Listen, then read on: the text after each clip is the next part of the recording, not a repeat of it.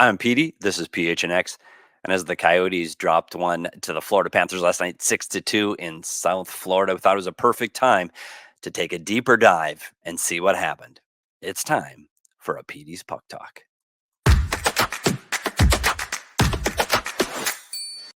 To take a deeper dive into what happened last night for the Coyotes in Florida, we need to understand one concept, and it's about defenseman pinching. And what does that mean? That means when the defenseman comes in off of the blue line to keep a puck inside the zone, and he goes deep into the zone. That's called a defenseman pinch or a D pinch. One thing to look for when a defenseman pinches is he needs to have support, which means he needs to have another player of his team, another forward, there for support. And that support means you're above the opponents. And what that allows this player to do is to take the defensive position along the blue line. So when this defenseman goes to pinch the puck, someone is there to cover defensively. If there is no support and the two opposing players are above your own players, you do not have support and you cannot pinch. So now that we know all that, let's look at what happened last night in Florida on the third goal. Keep in mind, this is a face-off from the second goal. They had just given up the second goal. Now they are down 2-0, less than 10 minutes into the game. This is the faceoff. They win the faceoff. Coyotes win the faceoff, dump the puck in. Everything looks great. They're going in on the forecheck. When we talk about a forecheck is when you dump the puck in and you go get it. That's what a forecheck is. Bukestad first on the puck. Everything is great. Bukestad hard on the puck, makes contact with the puck behind the net. Everything is great. Now we call Schmaltz and Keller our F2 and F3. That means they're the second and third forwards into the zone. And they're in great spot right now. They're in a great position. If Florida gets possession, they're above the two Florida players that we see circled in blue. They're above them, and they're fine. If Bukestad gets possession of the puck, they can get it out to Schmaltz and Keller, and they can make an opportunity at the net. Everything is fine until now. When you see this picture and you see all three forwards for the Coyotes below the goal line, and you see Florida players above the goal line, you're in trouble. Because if you do not get possession of this puck, you're going to be at a disadvantage defensively. And that's exactly what happens to the Coyotes here. The puck turns over, and Florida gets the puck up the wall. Now at this point, just like we talked about in the description, Valimaki cannot pinch. When he looks and sees that he does not have any support here from a Coyote player, and all he sees are red jerseys looking up at him, Valimaki cannot pinch and try to keep the puck in the zone. He has to play soft, which means he has to stay back and defend the 3-on-2 coming at him. He has to play soft. He cannot pinch there, because what happens when he pinches is this allows Florida to get on a 2-on-1 with all of these guys back checking. And they're trying to get back in the zone, and they're trying to back check. And now it's up to Sean Durzi to defend the 2-on-1. So let's see how that goes. Well, when you defend the 2-on-1, you have to defend the 2-on-1. Durzi makes an attempt at the puck area of Verhaeghe, and when he leaves to pursue Verhaeghe, it leaves Bennett all alone down the middle of the ice to receive this pass. Instead, Durzi needs to play this puck in the middle so he can defend and try to keep Verhaeghe from making this pass across, giving the shooter Verhaeghe to his goaltender, Vejmelka. Unfortunately, he makes an attempt at the puck. The puck area gets by, Bennett gets in all alone for a breakaway, and now it's 3-0. One of the things we want to look at, this doesn't create a goal. We want to talk about defending. And one of the things to look for when you're watching defensemen or a team defending in their zone, look for what we call 5 on a dice. So you should see it look like this. And you can see in this picture where you see 2 Coyote forwards up top, a Coyote forward in the middle, and 2 defensemen. It looks like 5 on a dice. And again, in this picture, when you look at the Coyotes in this part of the ice, it looks like 5 on a dice. So keep that in mind as we go forward. So let's look at this clip. And the Florida Panthers, it's 5-0 right now. 5-0. So I understand the game's out of reach. But look at the position the Coyotes are in. They're 5 on a dice. They're in a great spot.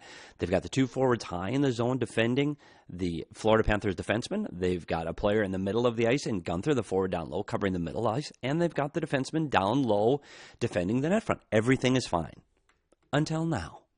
The puck goes into the corner, and one of the things you don't want to see is you don't want to see both of your defensemen attack the puck in the same corner, because what that happens when you have 2 defensemen chasing the puck into the same corner, first of all, you're 2-on-1ing the puck, which is bad, but now you're leaving a forward to protect the net front all by himself, and in this case, that forward is Dylan Guenther. So as a young player, Dylan Guenther's most important job right now is he needs to defend the front of the net. He has to defend the front of the net. Once those 2 defensemen are gone, his job is to defend the front of the net. But he wants to pursue the puck. He wants to be aggressive. So what does he do? He chases the puck behind the net to attack the Florida player behind the net. And when he does that, it leaves a lot of open ice in front of Karel Vejmelka. And when he does that, they make the great pass to the wide open Barkov, one of the most dangerous players on the ice. And Vejmelka has to come up with a huge save. So again, you can attack two players and leave that net front open. The Coyotes have too many situations where they leave the net front open. And while we're talking about defending, let's look at one more. At 5-0, the puck comes into the defensive zone, and the puck is leaving the zone. And it's a battle. It's a 50-50 battle along the wall here. Bjugsted's got the puck, but you can see the last man back. And I know the Coyotes are down 5-0, and they're trying to find some kind of offense. So Durzi is thinking offense. Durzi is an offensive defenseman. He's trying to get something generated. But what he can't do is he can't leave a player all alone in front of the net. You need to be the last guy coming out of the zone. And since you have 1, 2, 3, 4 players in front of you, that means you are the last player back. So you have to be responsible for the front of the net. As we can see what happens here, Bjugsted's one job. Bjugstad has to get this puck out across the blue line. He has to get this puck out across the blue line. It's got to go off the glass and out. It's got to go hard off the wall, but it has to get out of the zone. And he doesn't clear the zone. So when he doesn't clear the zone, that leaves this play in front of the net because Durzi didn't cover the front of the net. And now it's 6-0 for Florida. Just a really tough night defensively for the Arizona Coyotes. But there are a few things that we try to take away positive from this game.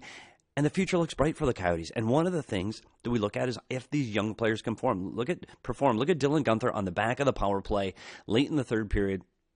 And he gets a pass from the all-star Clayton Keller. He gets to the net. But most importantly, what Dylan Guenther does here is he uses what he is there for. And that's his shot, his release. And he goes top shelf on Bobrovsky. Let's see it from the other angle. When he comes to the net, he's got his stick ready, and this release from a young player, it's elite. Like his ability to shoot and move his wrist and get that shot off that quickly. He's a dangerous shooter, and he needs to continue to do that as he grows as a player, and that's why they call him Gunner. But let's look at this play. 6-1, 3 minutes left. Florida's taking their foot off the gas defensively. I get it. But let's take a look at this goal anyway, and it starts with J.J. Mosier on defense for the Coyotes. He's 23 years old. He gets the first touch. He makes the play to Kesselring. Kesselring is 24 years old. Kesselring makes a great play through the seam to Matias Maccelli. The 23-year-old Matias Maccelli, who finished 4th in the Calder voting a year ago. Then he makes a great seam pass through 2 sticks. This is Maccelli's greatest skill, his ability to make plays through people. He's a great passer. He's a great playmaker. He makes this pass through 2 sticks to Dylan Guenther, the 20-year-old. And Dylan Guenther finishes off by leading Logan Cooley, the 19-year-old who was driving the net with a stick in position, and you can see him ready to make that play at the net. And you let's watch one thing that Logan Cooley does as a 19-year-old, and this is hard to do. It's to drive the net and go to the difficult areas and get to the blue paint. Logan Cooley does that as he receives the pass from Guenther. We talked about his stick in a position to receive the pass, and he's able to tip it by. And one thing to be bright for Coyotes fans, there were 5 players, all under 24 years of age on the ice. And that's an encouraging sign with Cooley with his 5th goal of the year. Hope you learned a little bit. That was Petey's Puck Talk. Well, that's going to do it for this Petey's Puck Talk. Make sure you subscribe to the PHNX YouTube channel so you don't miss any of the content we push out here at PHNX. And we'll be there after every Coyotes game on the Coyotes post-game show. Make sure you follow me on Twitter. I'm at SPetersHockey. Follow the show at PHNX_Coyotes. We'll see you after every Coyotes game. I'm Petey. This is PHNX. And we'll see you at the rink.